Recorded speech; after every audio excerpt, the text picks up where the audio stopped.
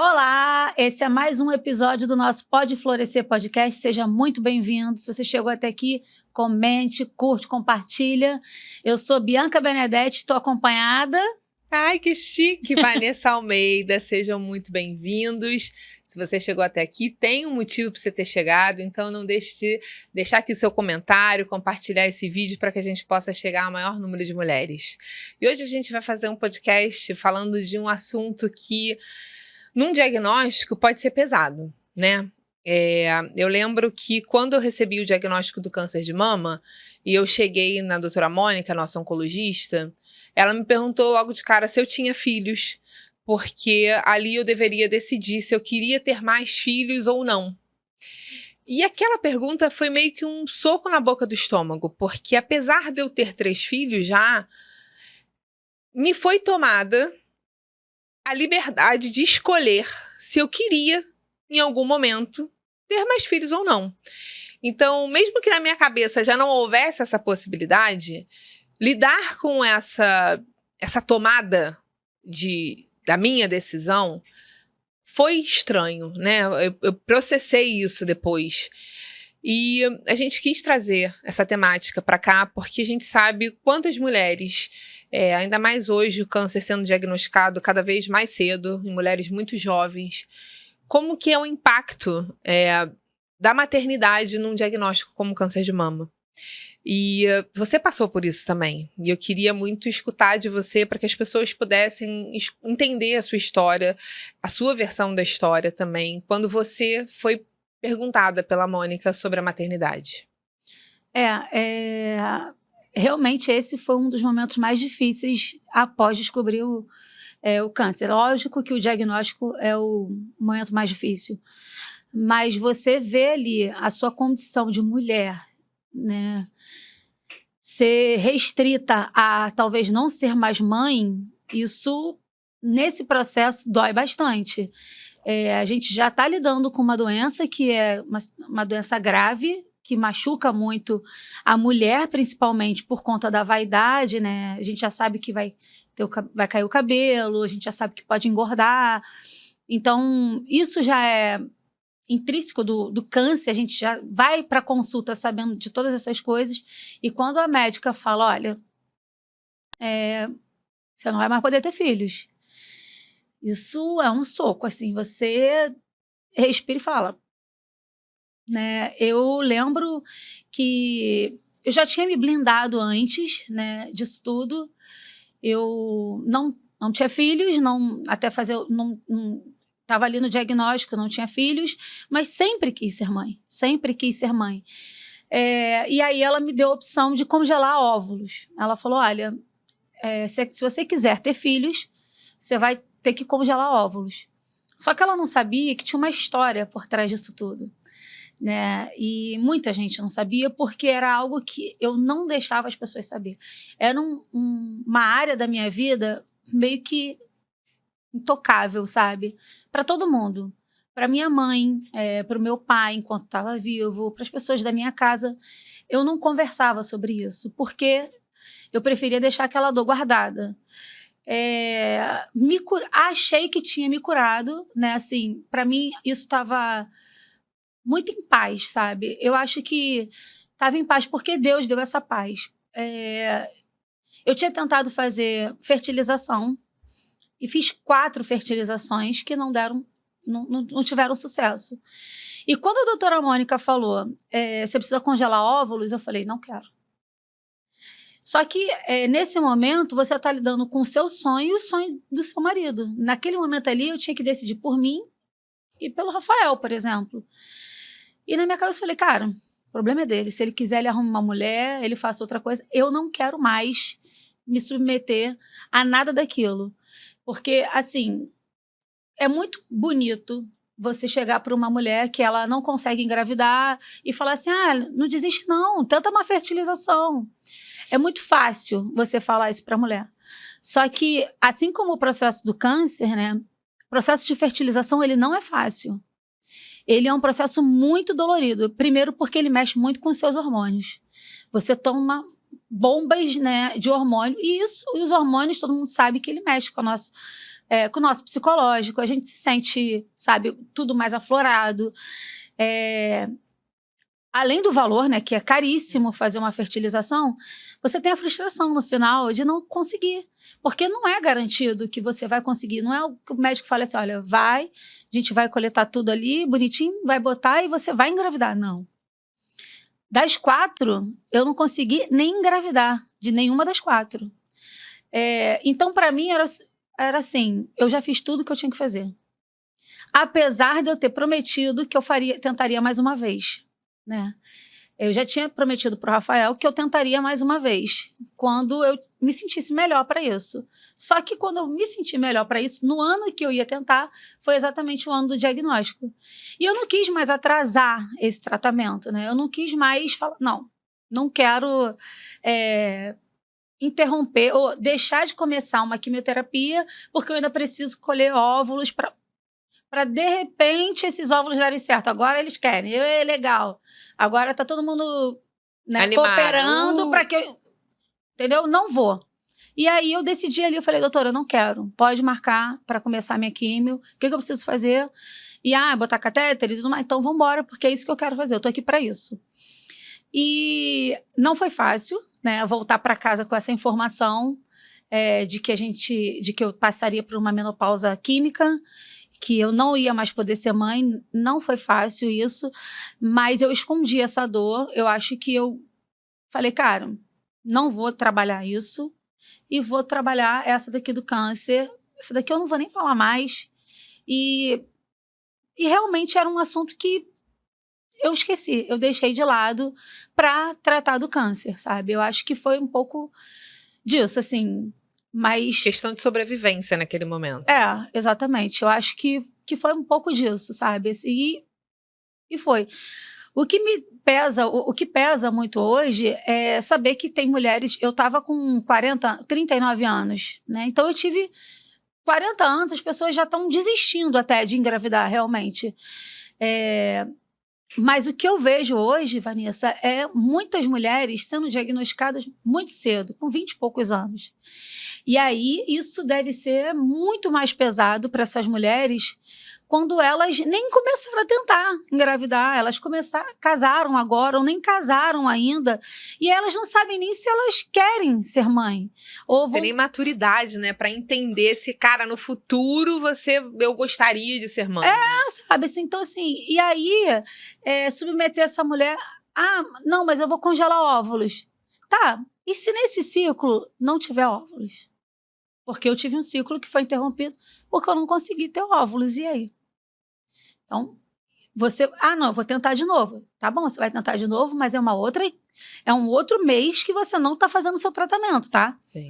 Então, não é o simples fato, eu vou lá congelar. Não é só isso, entendeu? Então, assim, é um assunto que não é falado e mais, não é todo mundo que pode pagar. Exato. Não é todo mundo.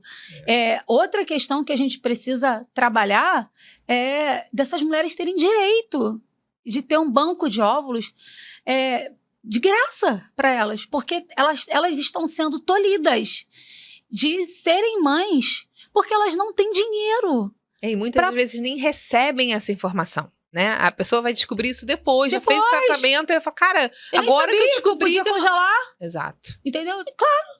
Se é uma pessoa que ela já está batalhando para fazer um tratamento, tu acha que o médico vai falar assim para ela, calma aí, para tudo. O médico do SUS que está vendo aquela situação, para tudo. Não, vamos aqui. E aí, a senhora pretende engravidar? Olha, você precisa fazer congelamento de óvulos. Oi? Essa mulher mal conseguiu chegar na consulta, sabe? Exato. Ela mal conseguiu um transporte. Para chegar na consulta, ela mal tem o que comer em casa, entendeu? Só que isso é a vida dela hoje. A gente não sabe como vai ser a vida dela. Bianca, porque é uma pessoa que mal tem o que comer em casa, por que vai engravidar? Cara, a gente não sabe a realidade dessa mulher daqui a 5 anos, Sim. daqui a 10 anos, a gente não sabe. E esse direito foi aniquilado, entendeu? Acabou. Você com 29 anos, com 25 anos, com 27 anos, com 30 anos, você não tem mais o direito de ser mãe. É isso que a quimioterapia fala para elas, entendeu? Acabou. E aí, cara, isso é... avassalador, né? nós mulheres, a gente brincou de casinha. Né? A gente brincava de boneca, a gente dizia que aquilo ali era nossos filhos. A gente cresce. Talvez nem todas as mulheres tenham esse o desejo, sonho de ser mãe. Mas, cara, a grande maioria quer ser mãe.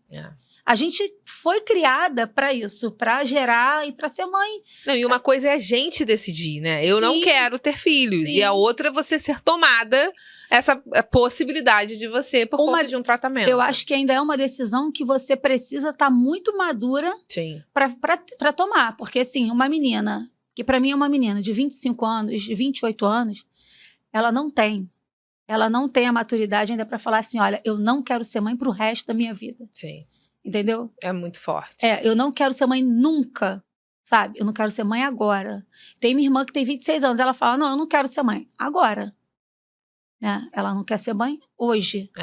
Né? Mas trabalha isso e fala assim, olha, você não vai ser mãe nunca mais. Se isso não vai doer. Sim, isso vai doer. Porque ainda que eu não queira ter filhos nunca, que foi o seu caso, não quero mais ter filhos. Mas fala, calma aí, agora eu não posso. É diferente. É diferente, cara. Pô, mas e se eu quisesse? Não posso mais. Já doeu. Já doeu. Não, você não pode mais. Acabou. Essa doença não te dá mais o direito de ser mãe. Cara. Dói. Eu lembro que eu cheguei da consulta, chorei, e aí o Dudu falou, por que você tá chorando? Eu falei, cara, eu não posso mais ter filho. Ele, mas você queria? Tipo assim, espantadíssima, né? Cara, quartos, jura? Eu falei, cara, eu não queria, mas... E se eu quisesse, né? Agora eu não queria. O que você tá falando, nesse momento eu não queria. Mas e se eu quisesse depois ter mais um, né? Se a gente ganhar na Mega Sena da virada. Porra. Eu tenho dinheiro pra ter 50 filhos. Vamos em frente. Eu ia ter até fazer 50 anos. Mas, e eu acho que isso não é muito falado, né, Bia? Assim, a gente... Em roda de amigas, mesmo de pacientes oncológicos, a gente não vê esse assunto vindo. Porque... é tão visceral da mulher querer ser mãe que muitas vezes faz o que você fez. Tipo, deixa eu deixar esse assunto de lado pra isso não me abalar. Porque senão isso vai me tirar do centro do que é a minha atenção agora, que é me curar. Mas existe a dor, existe a ferida ali. Mas as pessoas deixam isso meio que de lado pra não trazer a dor à tona. E não tem muito contra o que fazer, né? Se você não tem valor ali na hora pra colher os óvulos, ou se você não recebeu essa informação e passou... Ou se você não teve coragem, como foi o meu caso, né? Exato. De enfrentar de novo aquele processo, acabou. Acabou. E aí você tem uma sentença. Você não vai ser mãe. Entendeu? Isso é desafiador para uma mulher.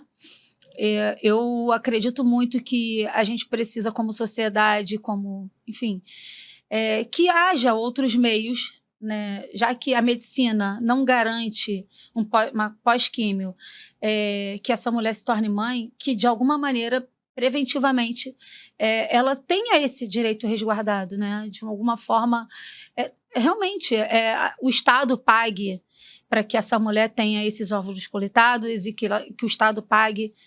Eu acho que isso é o mais digno para dar para uma mulher que enfrenta um tratamento de câncer com quimioterapia.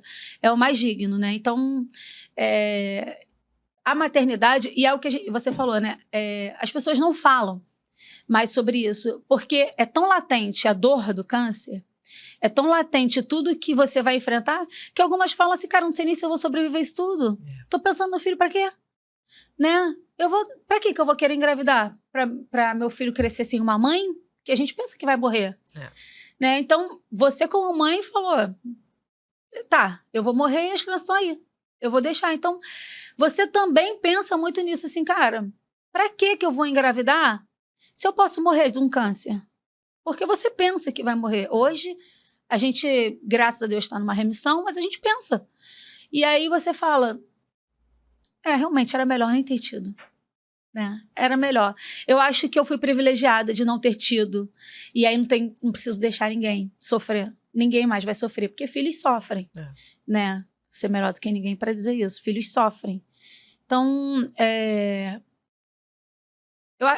o que a gente acaba se guardando, se blindando de uma maneira que tente não doer tanto. Exato. Né? Mas não que não esteja doendo. Mas não que não esteja doendo. Então, se você é mãe, ou se você é uma mulher que está passando por esse processo, está sentindo essa dor, mas ainda não se sentiu confortável de compartilhar isso com ninguém, esse é o momento. A gente está aqui com todos esses comentários abertos, a gente tem a nossa rede de apoio no nosso WhatsApp para que a gente possa trocar sobre esse assunto, para que a gente possa se fortalecer uma nas outras. E falar sobre a dor, às vezes, vai curando, né? A gente botar isso para fora para que ganhe luz no nosso coração, que a gente vá buscando outras alternativas, apesar da inseminação depois não ser uma alternativa para muitas das mulheres, mas a gente tem a solução ainda de buscar de outras formas esse amor que, de repente, não chegou da nossa barriga, mas que vai chegar de uma outra forma, né? Exatamente. Te cortando, era exatamente isso que eu ia falar. Assim, hoje, a única saída para essa mulher é uma adoção, né? Um processo de adoção que demanda muito tempo, né? Que também mexe muito com o psicológico. E que também não é fácil você ficar ali sem saber nem se isso vai acontecer, porque é um tempo tão demorado, tão, sabe, que tem uma hora que você perde a esperança. E eu vou falar óbvio, né? Porque eu não vou passar... eu não vou passar esse tempo todo aqui e não falar das coisas que eu sei que foram Deus que fizeram na minha vida. Nem era pra... Não era a intenção. Não era a intenção desse episódio falar tão abertamente sobre isso, mas eu tenho um acordo, né, com Deus. Sempre digo isso, que eu tenho um acordo com Deus de que eu não posso negligenciar as maravilhas que Ele faz na minha vida. E eu, sem dúvida nenhuma, eu sei que eu estou vivendo a maior maravilha que eu poderia viver como presente de Deus, sabe? Assim, eu não tenho dúvidas de que a minha filha é o maior presente que Deus poderia ter me dado. Depois de 6 anos, numa fila de adoção, minha filha chegou com 29 dias e ela, para mim, ela é a esperança, sabe? Eu olho para ela hoje e eu só enxergo esperança, sabe? Eu olho para ela e falo assim, cara, Deus é muito cuidadoso, sabe? Deus é muito comprometido com aquilo que Ele promete.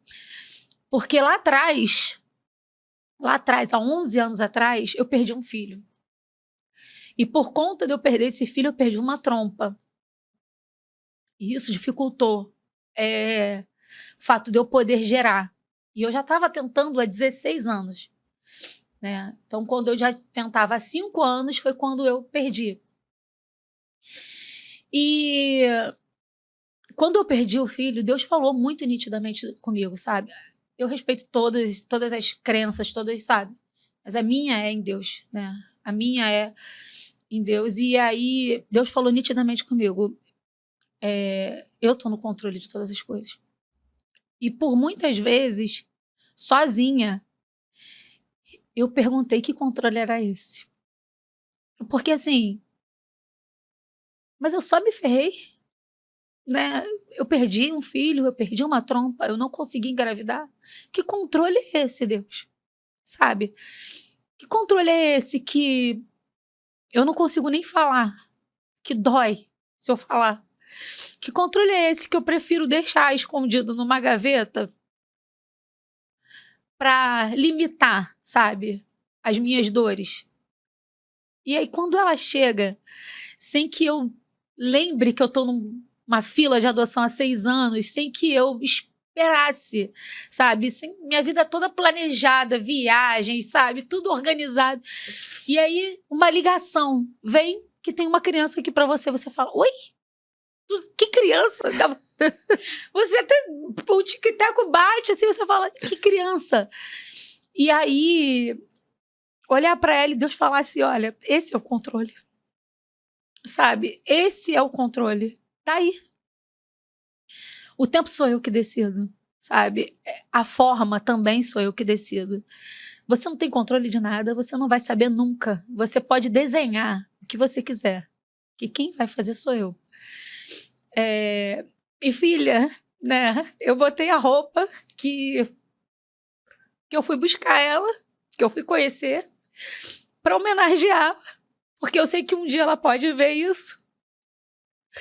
E eu queria deixar registrado aqui que você chegou para transformar todo esse ser grandão aqui numa pessoa muito melhor, em alguém que exala amor por um ser tão pequenininho.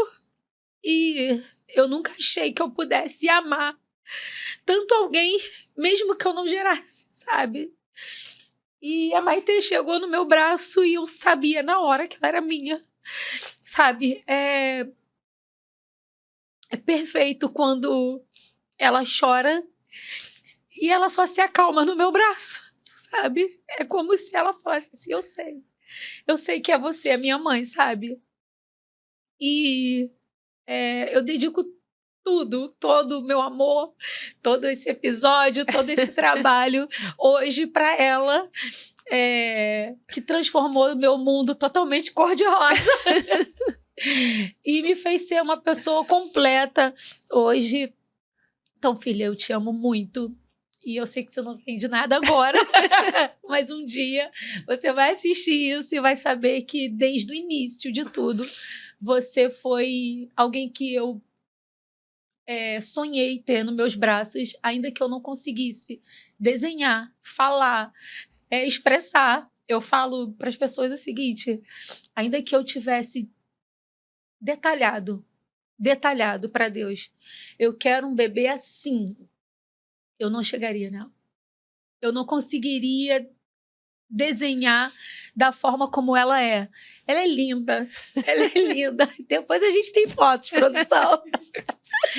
Ela é linda e realmente, assim, ela é muito além daquilo que eu pensei, sonhei, imaginei. Ela é a superabundância de Deus na minha vida, de verdade, assim, sem aumentar nada. Eu tô vivendo um grande sonho e é real, né? Eu não vou acordar e é real esse sonho. E é claro que eu tô vindo aqui compartilhar sabendo que muitas mulheres ainda estão no seu lugar de dor nesse momento, mas eu acho muito necessário a gente compartilhar, porque a gente sempre fala que existe vida no câncer, existe vida depois do câncer. E a Maitê está aí para isso, para dizer que sonhos podem ser restaurados, né? Talvez não seja da nossa maneira, não seja da forma como a gente idealizou, talvez não venha da forma natural, mas se Deus quiser, Ele pode fazer e a forma dele é boa, perfeita e agradável sempre. Então vai ser algo que vai completar e que vai fechar, sabe? Um ciclo, que é o que a Maitê fez na minha vida, assim. Ela fechou um ciclo e agora é um recomeço, sabe? Como a doutora Mônica falou, é um recomeço. Eu estou iniciando uma nova vida. E é isso que eu desejo para todas as mulheres que estão assistindo, que elas sejam alimentadas por essa esperança, que a minha se chama Maitê,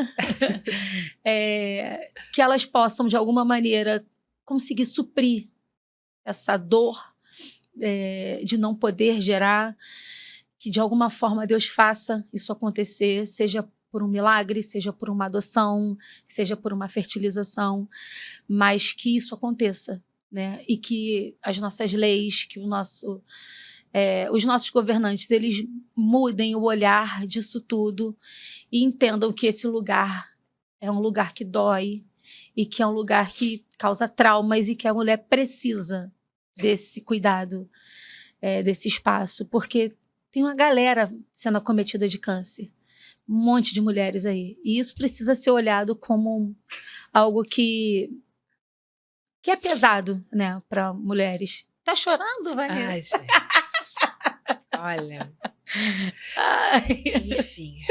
Bom, não tem como não se emocionar, Maitê, quando você assistir esse episódio, Titia, te amo. E é exatamente isso, assim, né? É olhar pra ela e ver só amor.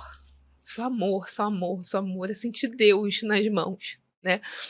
A sensação que eu tive quando eu segurei ela no colo foi só essa, de deixar transbordar a emoção, porque ela não é minha, mas ela é minha também. Ela é nossa. Mas é como se fosse uma resposta de Deus pra gente, né? De que existe vida. Sim. Existe vida. Não acabou ali. A nossa história não acaba no câncer. Tem muita coisa ainda pra gente realizar, pra gente... E aí, eu já penso nos nossos encontros em Maitê, cheio de catarro no nariz, vindo atrás, levando flores para distribuir para aquelas pacientes, enfim. A gente vê nela esse revigor, assim, né, de ânimo pra gente tocar a vida. Então, a gente quis trazer pra cá a história da esperança, que o nome desse episódio é Esperança, não tem como não ser. Mas para levar para vocês essa leveza de que pode ser muito pesado levar esse fardo de que a maternidade fica longe, né, quando a gente recebe um diagnóstico, mas que existe ainda esperança, de que existe possibilidades e que não deixem de tentar ou de buscar, né, de alguma forma, se ficou essa lacuna no coração de vocês, vão atrás, corram atrás, para ver de alguma forma isso acontecer na vida de vocês. É sempre fazer a sua parte, né? Eu sempre penso, sempre... A produção adora levantar uma prancheta. Eu sempre penso que, assim, eu tenho que fazer a minha parte, sabe? É muito fácil a gente falar assim, não, se Deus quiser, Ele vai fazer. Ele vai fazer, mas você também tem que fazer a sua parte. Então, eu corri atrás, porque eu tinha essa possibilidade de fazer essas fertilizações. Eu sei que isso não é uma realidade para todas as mulheres, mas eu entrei numa fila de adoção muito antes do câncer. Então, eu fiz a minha parte e, de alguma maneira, ela chegou, né? Eu tentei vários caminhos, eu tentei engravidar, eu tentei fertilização, eu tentei adoção, porque eu estava fazendo a minha parte. E aí, teve uma hora que, quando veio o diagnóstico, eu falei, agora, se Deus quiser, Ele vai fazer a dele. Que agora eu não quero mais fazer nada. Eu não tenho condições de fazer nada e Deus entende, né, as nossas limitações. Então é isso. Se você está assistindo, procure saber, se informar com o seu médico antes de começar a quimioterapia, se existe a possibilidade de você congelar óvulos. Enfim, converse sobre isso. Se você não é mãe, a possibilidade de você ser mãe pós-diagnóstico. Isso é muito importante ser dito, porque realmente muitas mulheres não sabem. Enfim, fazer a sua parte, tentar de alguma maneira. Mas buscar informações sempre. Sempre. E queremos também agradecer muito a Rede Oncologia Dó, porque tem sido nosso parceiro, tem estado conosco no nosso podcast. Então, muito obrigada, Rede Dó, por todo o apoio. Enfim, nós somos eternamente gratos, né, por isso tudo.